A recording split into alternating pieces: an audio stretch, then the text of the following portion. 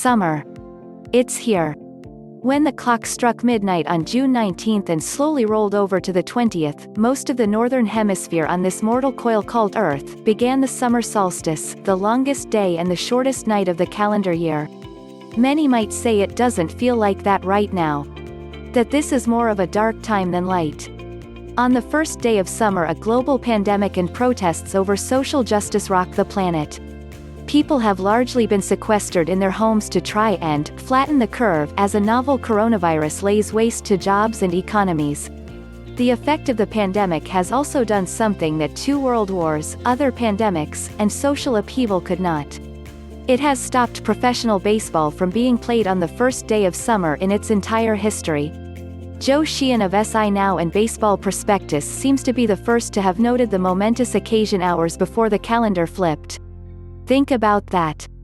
Not since a group of attorneys got together in Cincinnati and gave Harry Wright of the Red Stockings money to begin paying players has there been a summer that started without some form of professional baseball in the U.S. Roger Kahn wrote a seminal nonfiction book in 1972 called The Boys of Summer that recounted his covering the history of the Brooklyn Dodgers for the New York Herald Tribune up to 1955. Don Henley of the rock band The Eagles released a smash hit in 1984 of the same name.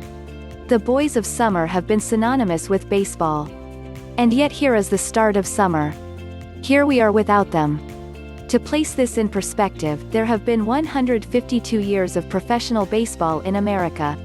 Since then, no summer has begun without it in place. That's 517 days, for those of you counting at home. That doesn't mean that Major League Baseball has never been at a stop when summer began.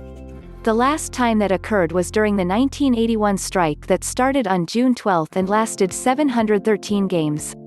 But that was MLB. Minor League Baseball and Independent League Pro Ball continue to be played.